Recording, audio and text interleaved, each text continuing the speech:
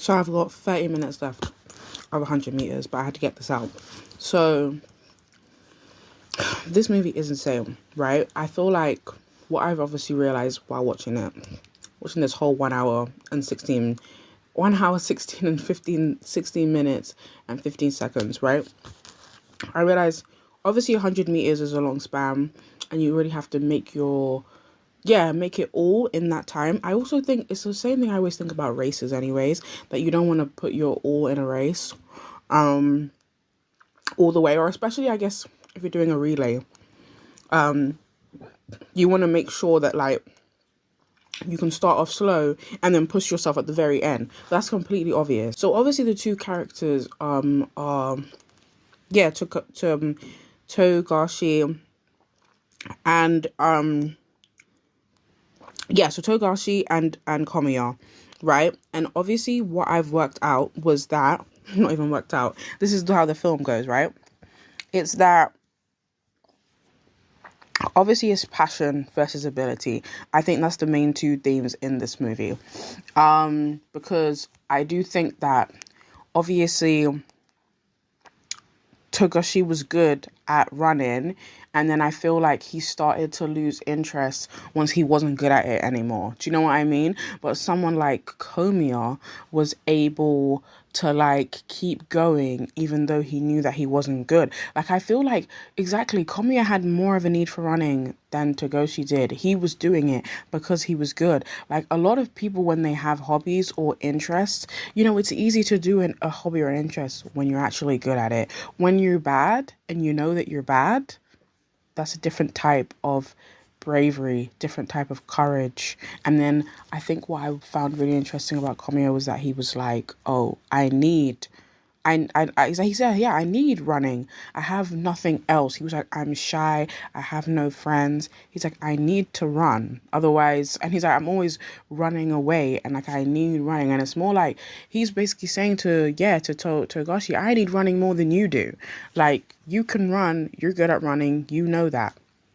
And it's great that you know that. But it's like, I think it's like also when you realize, I think he didn't know what his meaning was. And that was the scene actually that I just saw. I think it was obviously Kaido, who was voiced by Kenjiro, who voiced Nanami. But like, so he was like to him, yeah, only you have to know the reason why you run, and if you know that reason, then that's enough. But like I feel like when you reach this bit in the movie, it's like it's hard to know. I think he doesn't know what his reason is for running anymore, and I think that's really interesting. Like I guess with hobbies, I just think that like with hobbies in general, I think they're really hard to do, and I'm like, I don't even, for me, I've always seen it as like, even I guess a movie like Look Back. I haven't watched it, but I know that it's about art. And if I was to watch it, I think it would really make me think about art myself. Like, I do think I really love a good film when actually it feels like it relates to your real life, I suppose. So anime movies do that a lot as well anyway. But like, obviously I can't relate with this in 100 meters because I don't run and I don't do any running. But I was like, obviously with Look Back, I think I've probably been like putting it off.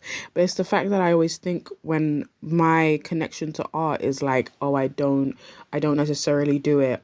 I don't necessarily do it, yeah, because I'm good at it. I do it because I enjoy it. Like, and I wouldn't really say either that I'm good at it either. So this is what I mean.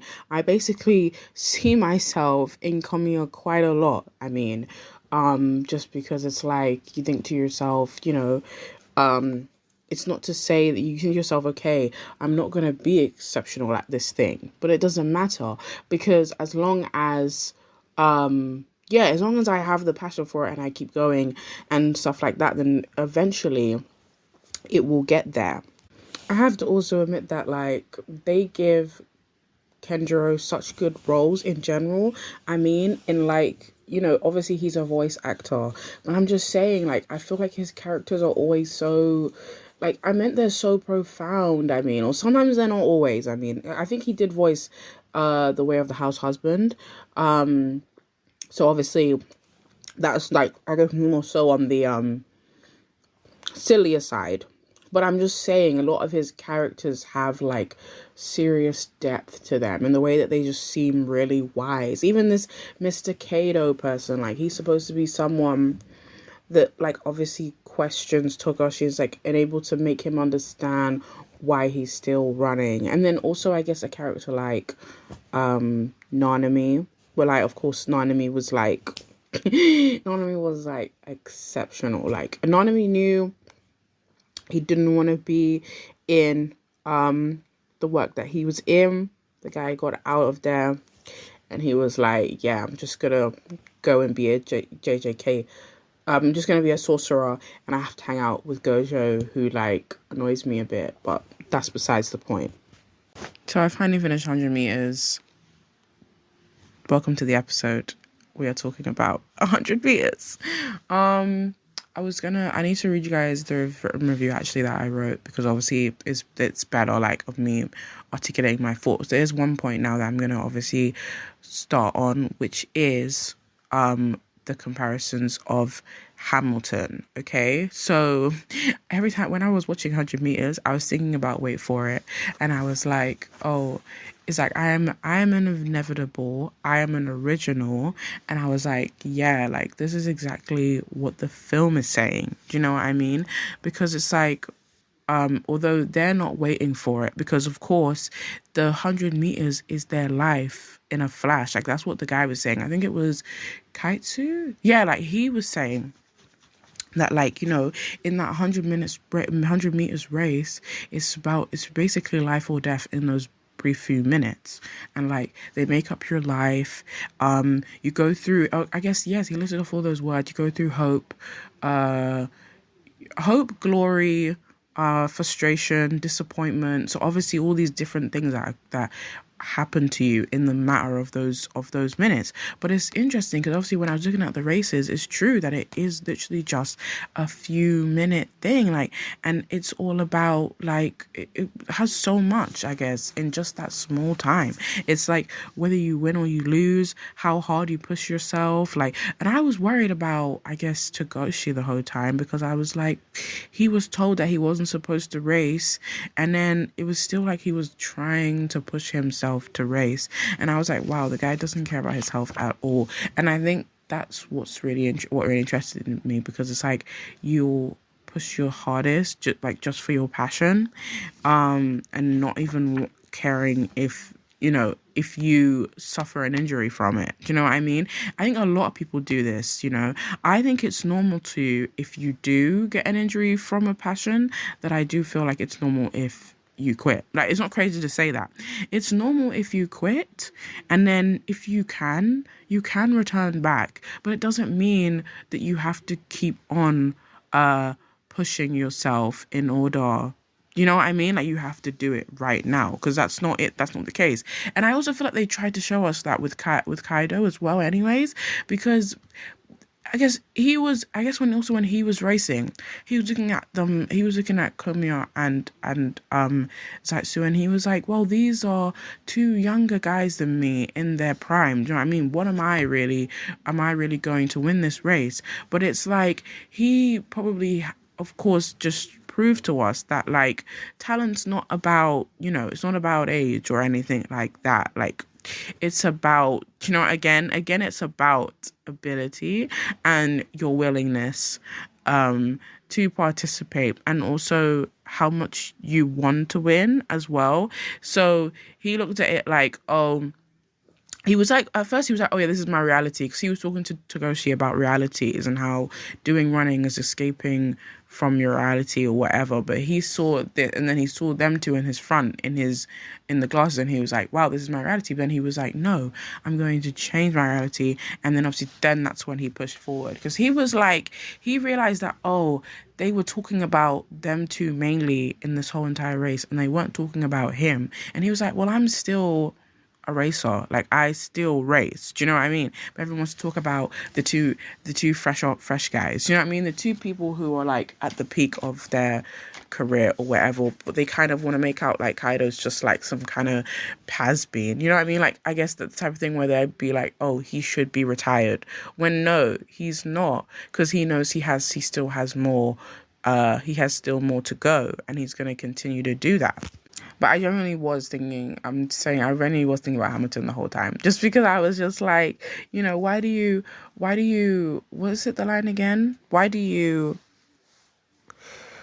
I forget the line, but you know what I mean? It's that one, it's when obviously Aaron's basically just like, oh, um, Alexander Hamilton is in a own league of his own. Do you know what I mean? I feel like if I had to compare, like, I guess Alexander in this instance would definitely obviously be, yeah, it would be Comeo. And I feel like, of course, that's what I mean. I'm saying to you because we all know the story, anyways, of Hamilton, like in the movie, and how Aaron's the one who's like more, what do you call it? He's more laid back. He's like talk more. He's like smile more. Uh, yeah, talk less, smile more. Like he has this kind of agenda. But actually, like Togoshi again, that's what I'm saying. So Togoshi is Aaron Burr, and Komiya is Alexander Hamilton, because obviously the way that they see the world, the way that they both approach the world as well. Because I mean, like, Komiya is more like he wants to, like, when you first meet Komiya, right, you see that, damn, he is like persistent. Like, do you know what I mean? Like, he knows that he doesn't even have like, at first I literally thought that he was asthmatic, actually. Do you know what I mean? I actually thought that he like wasn't supposed to be running or whatever. I generally thought that's what it was, but it wasn't that at all. Like, he just wasn't good at running. You know what I mean? That's what it was. At first, that then he wasn't good at running. Like, he was good, but he wasn't great. You know what I mean? I think in the film he eventually got there after his help from Togoshi, but he wasn't great in the very beginning. And obviously everyone saw it in the way that how he would run so fast and then he'd be out of breath. And that means he hadn't even, like, I guess, yeah, he hadn't honed his, I guess, yeah, his running or his running style, or the way that every time he would run, he'd be fatigued, and it would be like, wow, like, someone like usually, like, and then that's also what the scene was in the movie, later on in the movie, when obviously that captain guy said to him, like, you can't be running, like, running's the type of thing that how you use running, it's the type of thing where if you let it, it will kill you, like, do you know what I mean? And that's obviously, again, and then that's what I'm saying. So again, with Alexander and Aaron Burr, like, Alexander, obviously, I feel like Alexander, yeah, he writes his own death, if that makes sense, because, like, he obviously does all this stuff, do you know what I mean? And then obviously Aaron's basically just like, you're doing too much. And he's like, oh, and Aaron's like, oh, I want to be in the room where it happens. Like, is the thing, but I feel like in a way, yeah, Komiya is even better than Aaron Burr anyways, actually, because Komiya was in the room where it happened. Komiya made that happen. Do you know what I mean? Everyone was telling him that he wasn't supposed to, like, he wasn't supposed to run or whatever, or like he wasn't made for running, but he was like, I don't care. Like, he's like, I need running, so I'm going to continue to run.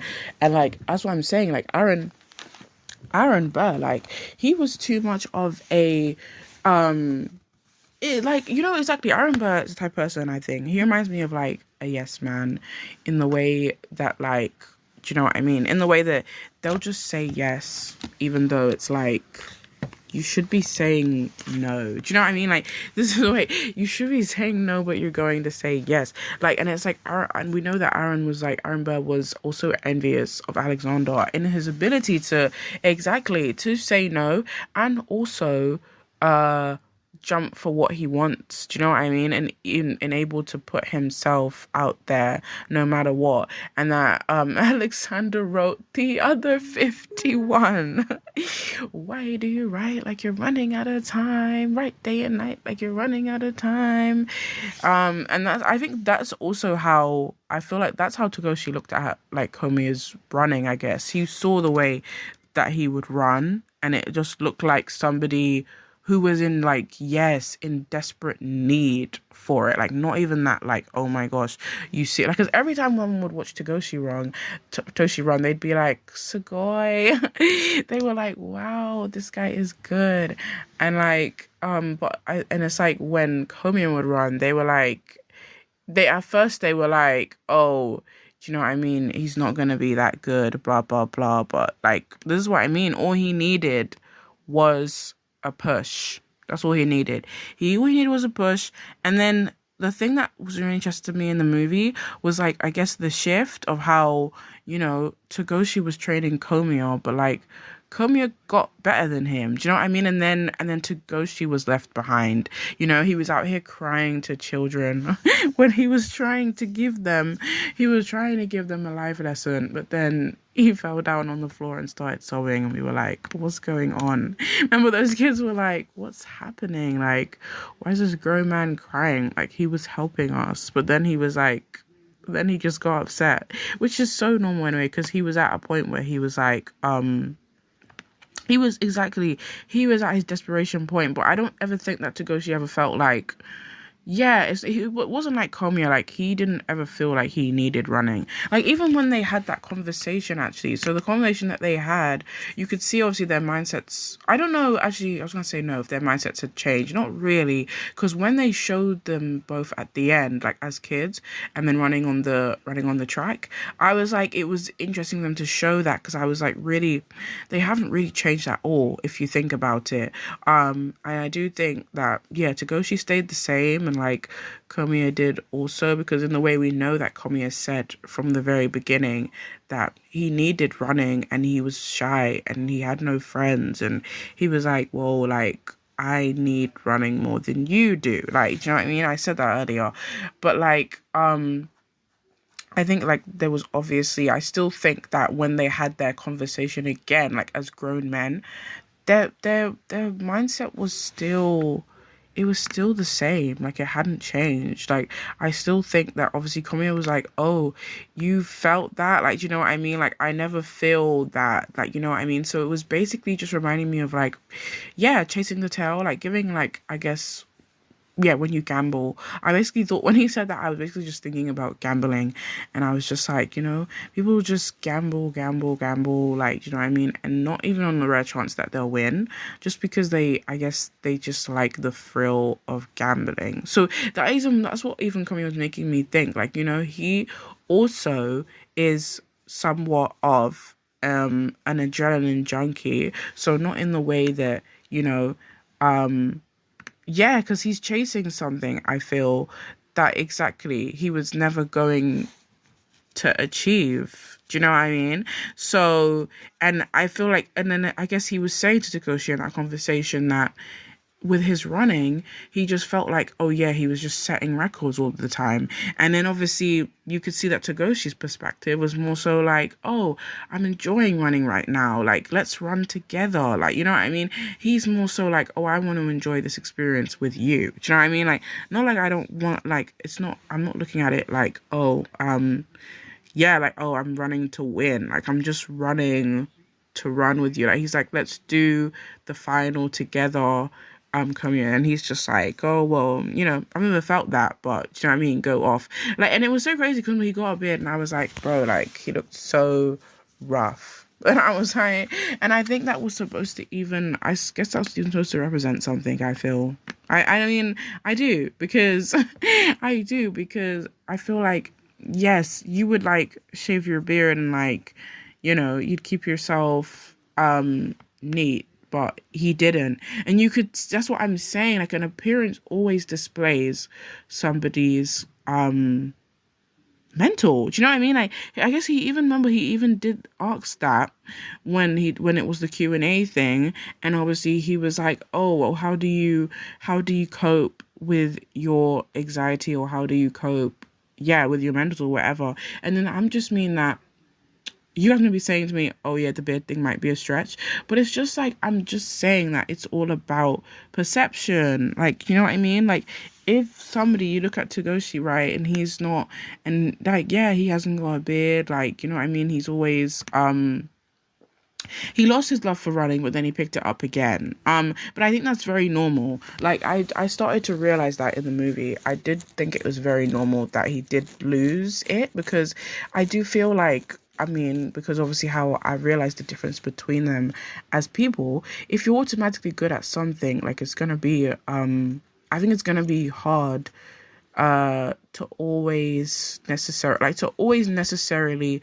feel good about the said hobby, like the said hobby, said interest. You're always gonna feel a bit like, you're always gonna feel a bit funny, like you're still gonna feel like, I guess maybe imposter syndrome. You're still gonna feel all these things anyways. And you're just gonna feel different about the whole thing. Cause it's just like I guess you feel like, yeah, you feel like, what is your reason? Because even remember, he even had that question asked to him, and he was like, "Oh, good question," but it's really like, good question because he didn't know the answer. It's like when you're good at something, it's like really.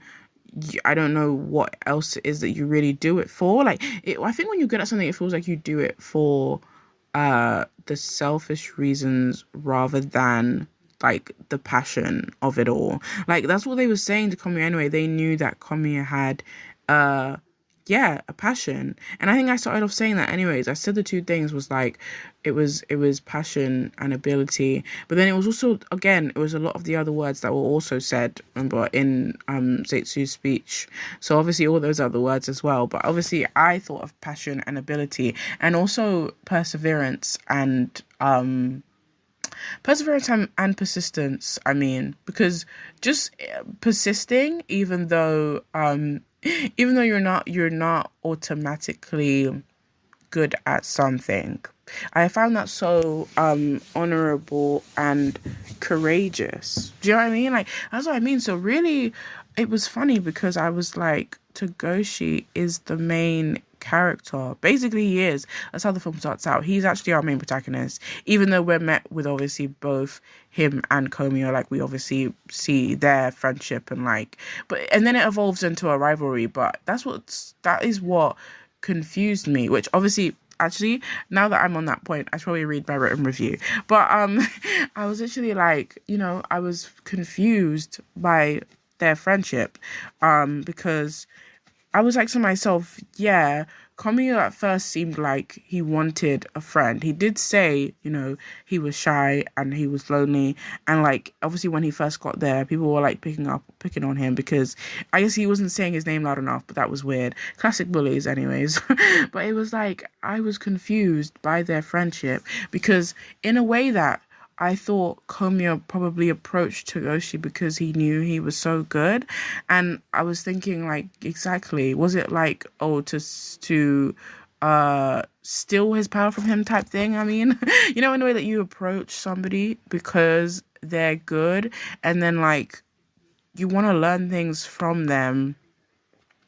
And then I guess you want to use that to your advantage. And then I think what stood out to me was obviously that he obviously they were friends, and like obviously Togoshi was training him in the very beginning of the movie, but then afterwards when he'd finally beat Togoshi, that was when he left. And of course we could say yes, he was gonna move anyway, like he probably knew that he was going to be moving. I still thought it was not, like, you know what I mean, like it wasn't a coincidence. It was still like, oh, he must have known that he was about to leave, and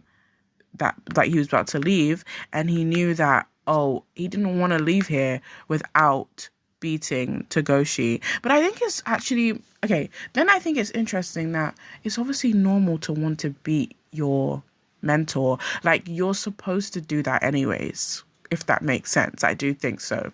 Like, somebody teaches you something, you are literally supposed to overtake them because it's just normal. Do you know what I mean? I mean, it's just normal in the way that they teach you something, but like you're gonna go off it on your own as well after they're done mentoring you. So of course you're gonna take away the skills that they gave you, but you're also going to like hone them even more. So of course when you come to them again, you're going to be better. I think in a way, like, yeah, when I think about it, that's basically just like That's basically just science or like logic, of course, because exactly either or. It's either science or it's logic, because of course when somebody teaches you something, yeah, you're bound to get better. It makes me think about, if we're talking about Japanese stuff, it makes me think about yeah, Miss King, because Miss King was obviously like she was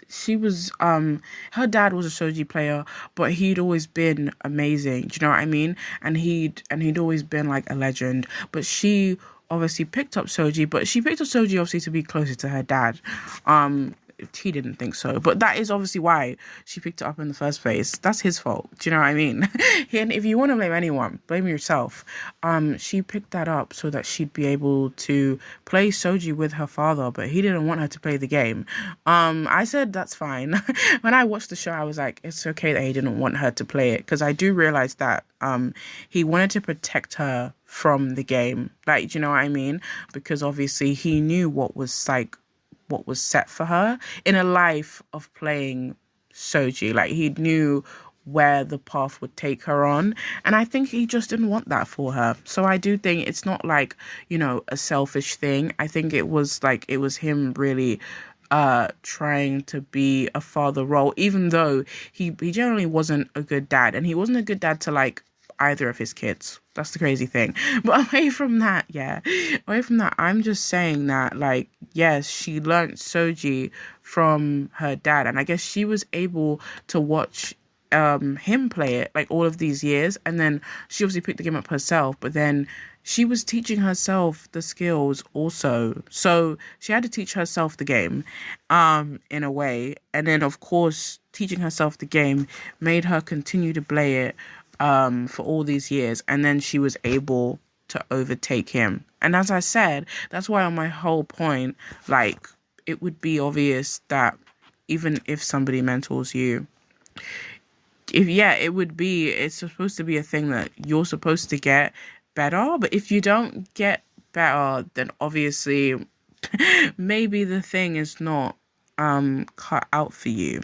But anyways, yeah, let me read my review, because I was supposed to, but obviously I went sidetracked because I was thinking about different references. So it's not about the matter of winning or losing, it's about having the ability to try at all. That's the reason for running, and how willing you'll be able to push yourself even if your health manages to be at risk. One thing that was weird to me was Komiya and Togoshi's friendship, seeing as they were always going to be destined rivals, even when Komiya approached Togoshi in the first place. Honestly, so I'll stop there. I obviously thought, that's what I just said to you guys a second ago, that I generally thought, what is the point of you guys actually being friends, or like, trying to make a friendship out of this? Because I generally thought you're two people who like running, and that means you're always going to be in the same sport with one another, and I guess there was no way you were actually going to be able to have a strong friendship. Not really, because you were always going to be in competition with one another, and then you were rivals. But it was interesting that, like, I suppose there was so many rivalries going on in this film actually anyways, because there was Togoshi and Komiya's, there was, I think, Komiya and Saitsu, and then there was probably also then, but this is the whole thing anyways. I think that whole rivalry thing, of course it's normal. You're gonna have rivals in a sport that you're in, because I just think that anyways, we know with sports it's all about being the best. Do you know what I mean? And that's the main thing. And I do think that that's why when you see anybody do sport, it takes a lot out of them to like even do it. And I meant, like, it takes a lot of them to do it, and I guess exactly to try, which I feel like, again, that's what the message of the film is. It just takes a lot of you to try, and then I guess when you lose, there's just the whole disappointment of even trying. I think when I reached the segment, you guys, when I usually do the Letterboxd reviews, there was so many good Letterboxd reviews that I read after this film. Like, obviously I was so astounded that they were so good. Like, everyone's broke down this film in such good ways. I saw somebody obviously break down the movie in the words that Satsu said in his speech. Excuse me. And I thought that was very powerful. Also, I'm seeing, I think, obviously when I get there eventually, I'm seeing a lot of mixed reviews, and I think how I even managed in I mentioned in my written one that obviously I'm still reading, is that like I think people didn't really like the rotoscope animation. I never even knew that rotoscope was a thing. But like obviously people said they didn't really like the way that it was displayed, or like I think that they said they didn't like how much it was used, or how much they felt like the director was maybe leaning on it. And I mean, I thought it was really cool. Like I meant because I'd never seen rotoscope animation before, and I think that's probably why, like when I think about it, if people will know rotoscope before watching this film, then that's probably, I guess that's why a person would probably come away and say, oh yeah, I know rotoscope and I don't think it's all that special. So I can generally get that, and I can see that from people's perspective if they didn't like it. For me, it's like, of course, if I'm seeing it for the first time, I'm generally like astounded by it, astounded, mesmerized. I'm like, oh, look at this new animation that I'd never really seen before. I get like that actually every time I see every time I see a new, like, I guess an art style and animation. I get like that every single time anyways, because art styles are really interesting to me, because everyone has a different one. So that's really interesting. And then obviously just with this animation, I was just like, the way that they were moving, I found that really interesting. And the way that, like, when you think about animation, like, it's 2D art, so I guess you expect them to move, but like not a lot, what I mean? That's why animation is such a great medium, because you'll see them do crazy stuff. Like, I guess if you think of something like My Hero Academia, and like, I guess when Deku uses One for All, like, you know what I mean? It's like a great good animation shot like that. Do you know what I mean? So I guess that is what the rotoscope animation was making me think anyways, because they were moving around a lot, and then especially even when he broke down and started crying, and then I think that was obviously rotoscope was being used then. I was like, wow, like this is actually like really powerful. I mean, because like obviously his expression was like all moving all over the place, and I felt it was more powerful that way. Do you know what I mean? I actually thought it was more powerful that way than, just when somebody cries in anime and it's just like, like the tears fall out, and like, do you know what I mean? And they are very dramatic. Like maybe I've seen like when I think about somebody crying, somebody like when Tanjiro cried when he saw Zenitsu in the sun. Like, that I mean, not Zenitsu, sorry. What's her name? His sister. I forget her name though. When he saw his sister in the sun, like every time I watch that scene, actually, I actually start crying, and it's crazy because obviously they play that scene a lot. Like I guess even when they recap the movies, they play that scene a lot, and it's like, why do you keep doing this to me? Like I'm just gonna get upset again. Okay, I'm gonna carry on reading my review. He needed help and guidance from Takeshi in order to become a better runner, but it was obvious they were never going to be friends. So I said, even when Komiya was able to learn from Takeshi and then beat him in a race, that's when he decided to leave.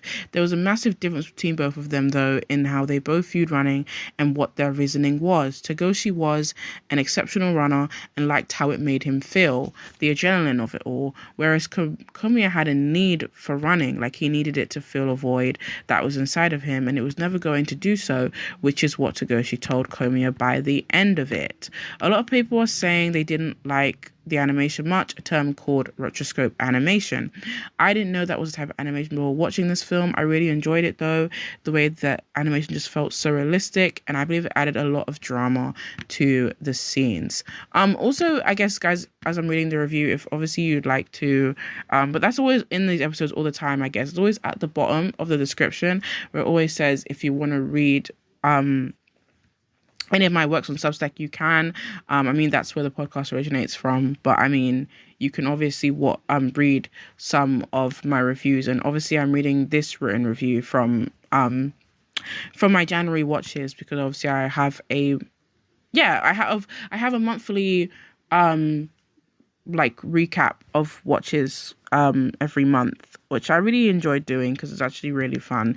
I think what interests me about doing this recap though a lot of the time is that I never want to usually put in the same stuff all the time, even when I am watching them in the month, but I kind of always want to make sure that I'm adding new stuff in the recap, just as to say that, you know, if I decided to do these monthly recaps and then they just had the same things in them every month, that would be boring to people. Do you know what I mean? Who would really want to read something like that? Anyways, but yeah, my Substack also is Shan in a sandwich.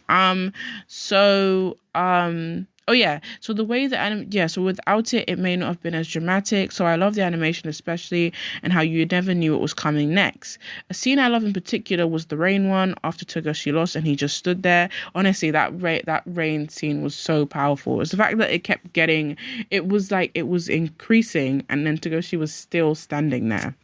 It was like it was getting worse and worse, and he was just standing in the rain. And I was like, okay. I was like, all right. The overall message is that life is a series of sprints, not a marathon. It can't be done in that one brief moment, which is why Togashi remarks about even if you lose or you win, the world won't end. And even if you do lose, you'll know that you gave it your all. I've always viewed running in the way the film was presented, that it can feel so rewarding and it's such a rush, but that you should never just do a hobby to be the best at it.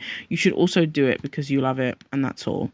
Something Togashi liked too, but the way other people viewed it and viewed him because he was doing it, it felt bigger than the fact that he was fast and he was famous for that reason. He was able to connect with other runners, and his whole perspective managed to change from start to finish. Also because, like, I also feel like he had a lot of that, like, I mean, in the film, I guess even when he went to, I was going to say big school, but like, no, when he was older. And I meant he obviously was apprehensive to join the track and field team because obviously he was in a place where he wasn't sure about his running, but he still decided to join.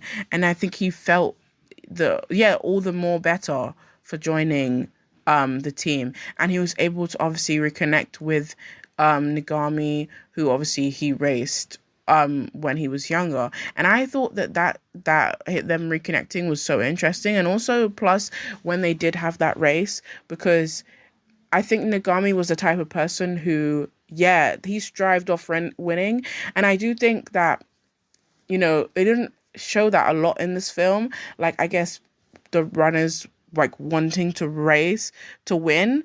They didn't show that a lot, because I do feel like it was a lot of more what's it called? I was gonna say psychological. Yeah, more like more depth stuff. That's what I feel like this film had. More not of the way of just like glory.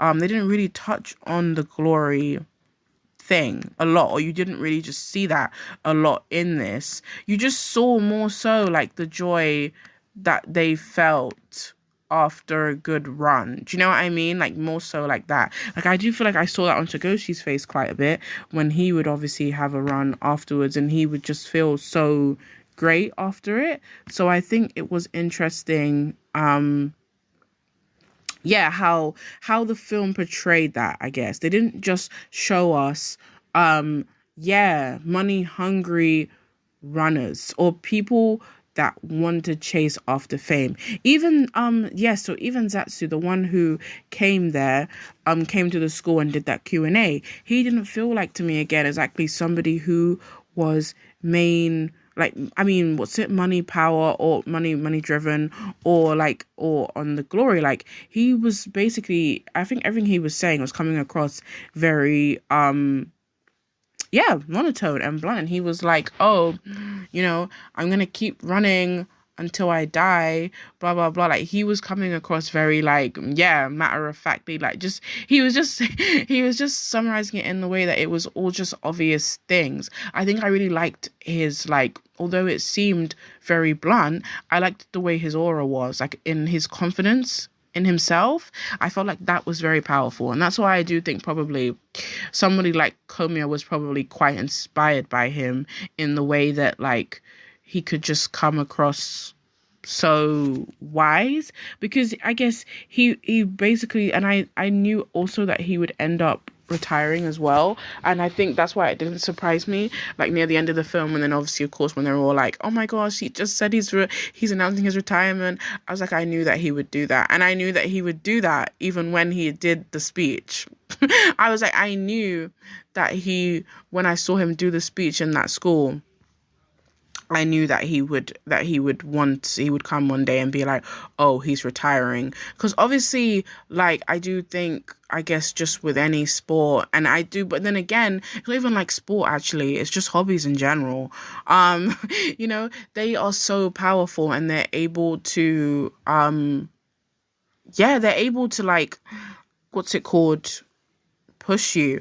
And I do think, obviously I saw a review on Letterboxd actually that was talking about Look Back, and I was obviously saying to you guys, I think I need to watch Look Back actually, and I do think that watching this film has inspired me more to watch Look Back, just because, you know, it's a film again that, you know, is about, you know, exactly about hobbies and like the power of them, and how they have the ways to like influence you, and you know, and again, like I was saying, just the power of them, you know, doing them, you know, wanting to be a perfectionist, which I think I've heard Look Back showcases, like Look Back showcases, the perfectionism that is what happens when you are an artist. I don't really know. Again, like, okay, I can only say that with Look Back because, of course, I'm an artist myself. But I would say I can't really obviously say with 100 meters. I do think that I said like what I do think would be the one thing, because what I'm saying is I know that Looks Back one is perfectionist, or like being that, because obviously you see that in the main character in that film. So yeah, but I don't know. I think with 100 meters, I do think that I said I would probably say, if I had to pick just like one theme, obviously I would say that. I did say I think it would be persistence. Yeah, just because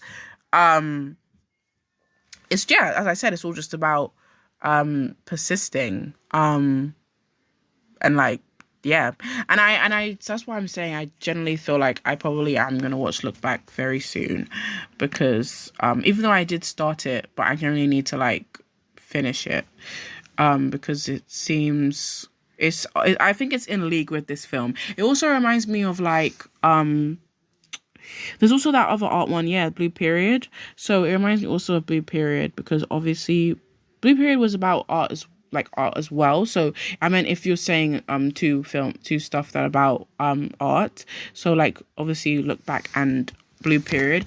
And Blue Period was really interesting to me because I think Blue Period actually changed my mindset about art, because I had such a weird outlook about it before, and I think for a long time I thought that I shouldn't do art because I didn't think that I was that great at it. So I think that's what's so interesting, and I think that both of those films, I guess this film and also Look Back, have that in common. And then I guess that's, yeah, if you wrote Blue Period into that as well, but just the idea of like, you know, still doing something even when you know that, like, yeah, even when you know that you're not that great at it, but it's all about your love for it. See, even when you go on that book, yes, as a gifted runner, it says, well, it says, mark the distance, a gifted runner, trains a determined but unskilled classmate, unaware he's creating a rival who would challenge him on the track for years to come. And see, it says gifted.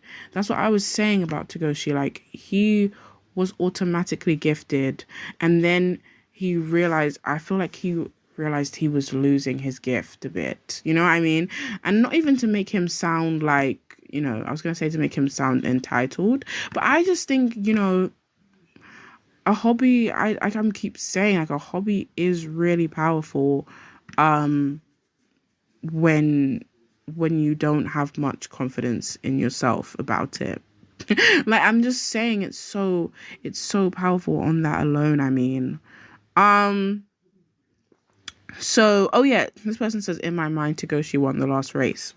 I think it's interesting that they left it off like that, to be honest. But I think that was a very powerful ending, actually. They didn't want to let us know who won. Of course, I was like, afterwards when it ended, I was like, oh, who won? But that's classic. That's normal to do that. When they leave you on a cliffhanger type of thing. Like when they leave you there like that, I do think that's very powerful, because they kind of just wanted to leave it like that. Just open to interpretation. It's open to interpretation ending. Do you know what I mean? So really they want the viewers to walk away and say like, oh yeah, who do you think would have won the race? That's what I'm saying, which I do think it's nice to do that. I mean, that person said they think Tagoshi won the last race. But like, I think in terms of even everything I've said in this whole episode, I probably think Komiya probably won it, because I mean, yeah. Because as I said, I just meant like, just because my whole argument of this film is that just because someone is gifted doesn't mean they'll automatically always be good. So I was like, they're more likely to lose it than the other person. And then also what I was thinking was how Komiya had a risk of injury as well, where I think he did do it, but he was able to bounce back. I don't think that, like, Tagoshi really, when he had his news, it struck him and like it hit him hard and he didn't know what to do. But Komiya didn't have it in that way. Like they asked him, remember when he had an injury and they were like, oh, is your right leg fine? He was like, yeah, it's fine. You know what I mean? He was like, oh yeah, it's healed now. So yeah, but anyway, this was okay, I'm gonna read the Letterboxd review I found, and they gave it a 5. Obviously, oh yeah, that was also my personal review as well. I gave it a 5-star as well. Even though on Letterboxd, as I said, I am seeing a lot of mixed, because it's usually like it's like 4.5. And like, yeah, I'm seeing a lot of 4.5s and like a lot of also 3.5s. You know what I mean? And also 4s. So yeah, but I do think that means that it's quite a powerful film. But anyways, yes. It says, hope starts at the starting line. You crouch down, heart pounding, eyes on the track. In the tiny pause before the sun goes off, you think about everything, the pressure, the dreams, the faith that everything will run its course just as you've imagined. Then comes disappointment. You mess up, you'll start, lose your balance, or react a second too slow. You see others get ahead, and a part of you wonders if you should even bother chasing, because what you do, because what else is there to do but keep running. Glory shows up for a moment when your body finally finds its rhythm, when you stop thinking and just move. It doesn't last long, but reminds you why you're here in the first place. Then the setback hits, the leg starts to ache, and every step feels heavier than the last. You start questioning if it's worth it, if all this effort really leads anywhere. You feel the fatigue setting in, so you stop. You sit by the track for a while, chest rising and falling, trying to catch your breath. For a moment, you let yourself rest. You know this person who wrote this review though, and I do think, I don't even read long reviews sometimes, but I do like how this person broke down like, all the words from the film. And then also I feel like from this written review, you can tell that this person has to be a writer. I just mean, maybe it's me because I might have an eye of these things, but I'm just saying, like, this person definitely writes, because the ability of them to be able to like use words, do you know what I mean? And you can always tell that. Do you know what I mean? When somebody writes, you can tell that they write, and I mean in the way of how the sentence flows and how the words are put together. It's the same way, actually. Okay, it's the same way with running. So I think like you can tell somebody's running style and the way that running makes them feel. Honestly, I think it's even like I found what Kaido said to Togoshi really powerful as well, about how, oh yes, you have to know your reason for running, and you have to like escape the reality, and like that's what the running should be in that brief moment, aside from anything else. Anyways, frustration follows, of course. you think about the start you messed up, the tiny mistakes that added up. You'll tell yourself next time you'll do better, even if you're not sure you will win. And then comes accomplishment, not because you were the fastest or because you ran your race. You showed up, you tried. That's enough most days. Life can feel a lot like a run, fast, unpredictable, and full of moments that test you. The track may change, but the rhythm stays the same. You start with hope, push through disappointment, chase glory, face setbacks, and fight against fatigue and injuries. Even when you start to think you're different, faster, stronger, more prepared than the rest, life has a way of humbling you. Everyone stumbles, everyone faces their own strain, their own pulled muscle, their own pull they didn't plan for. Somewhere in between, you find small bursts of satisfaction, flashes of frustration if you're lucky, a quiet sense of accomplishment. Running the 100 meters faster than anyone else can solve almost anything. Wow. And and I think I saw someone's review on here as well that was like, oh, this film makes me want to run even though I don't do any running. But I guess that's really normal. I think like even when I did the bear episode, I did say that to you guys. I said how the bear makes me wish that I was a great chef and that I was working in a restaurant. So I think that's really normal. I do think it's really normal when you watch stuff like this. This reminds me also of something like what's it? I was gonna say the William film. I mean Willem, Eternity's Gate. Yeah, so Eternity's Gate. Because when we obviously see that, uh, I think it's when William Defoe plays Vincent Van Gogh, and we see how tormented he is. But I think that this is the thing. Like as we all know, like all artists are tormented. It's just how you handle that torment. That's the thing. Like Comia was like, oh, he'd be able to fill his void. But it's like no, because it's literally the name of the game. Like if you're going to do anything and you're going to put your heart set on something, you have to like accept the fact that there's going to be turmoils and strives. You have to just deal with that. But it's all about how you get through the torment, and also if you carry on doing it as well, even though it keeps testing you. Like it's me actually. Like I think again, because I keep talking about art, just because of course it's my passion. But like I think it's how for me when I start painting and I'm doing acrylics, and then I'm painting and I'm like, oh wait, I hate this painting. I reached there and I say I hate it, but I don't stop though. Like, I stop when I've actually finished it and I can't do any more, because this is the whole thing. We sometimes don't do that as well. Like we don't ever reach the moment where we say, okay, let's rest up. Do you know what I mean? I think that may be a hard thing to maybe even say if you were to try to do in running, because I think with running you're all about pushing yourself, I guess, even if you end up like hurting yourself. That's what I said in my review. And I think that can also relate to like something like football, because like people will go on a field to do a match, but like they will go on there and like obviously do their all, and then of course they'll get like a horrible foul and then they will lose their leg. But you know what I mean? But it's just like they don't mind because they want to be there for that reason. And I just mean, so what I was saying about the art thing, because obviously I'm almost done, guys. But like when I was saying about the art thing is that like you are obviously, you'll say, oh yeah, I don't like this, but you'll keep going because of how it feels. And I think when I was mentioning to you guys about Blue Period, I think Blue Period shows that in the best way possible. I think it's the best way I've seen. I've never actually seen Eternity's Gate, but I know that it's a good film. Like, you hear all the mainstream movies where like Eternity's Gate's one of them, but I obviously think that Blue Period for me really did highlight that whole pressure you feel of when you're holding a brush in your hand and you're not sure where it takes you next, but you still want to be able to say that you started and that you also finished. That's what you want to say. You want to say that you started, but that you also finished, and that's all you can really hope for. But yeah, like 100 meters was a great film. That's what I will say. To wrap up the episode, it was a great film, and I think that you guys should watch it. And also don't be swayed by, again, the rotoscope animation, because that's what I'm hearing mainly. that people didn't really enjoy that. But I think that rotoscope animation is great. I think I'm not too sure though, actually. I might have seen rotoscope animation in, let me see, actually. I was going to say, I think I might have seen it in Smiling Friends.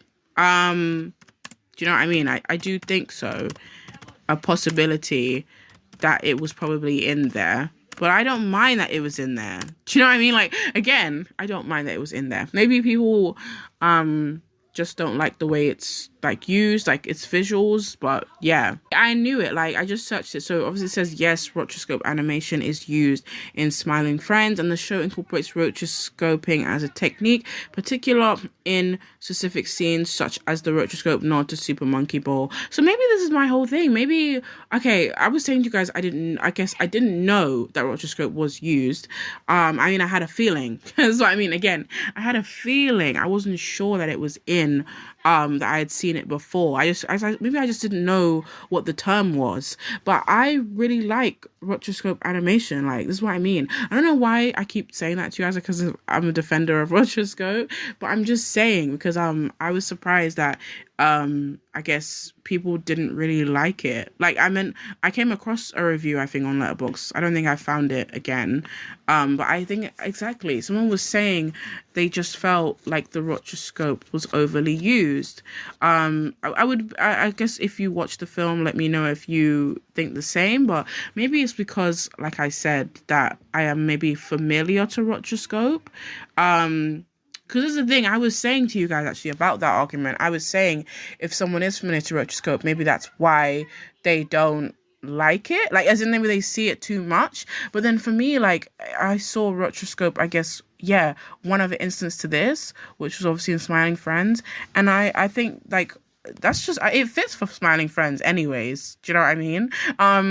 It works so well in Smiling Friends. And I also think, as I said about this movie, I think rotoscope works in works in this film too. Like, I feel like, imagine if this film didn't have rotoscope, because that's what I said in my written review. I don't know how much, I feel like that might have changed it quite dramatically. So yeah, I think it says obviously with Smiling Friends that the show utilizes a variety of animation styles, including rotoscoping, to create its unique visual effects. So absolutely. And that's what I mean. That's what I think with rotoscoping. It says unique visual effects. And I think it's good to see stuff that are unique rather than just your standard kind of effects. But yeah, that's all I got. I think exactly, guys, do things not because you're good at it, but because you can. Thank you for listening, and I'll see you in the next one.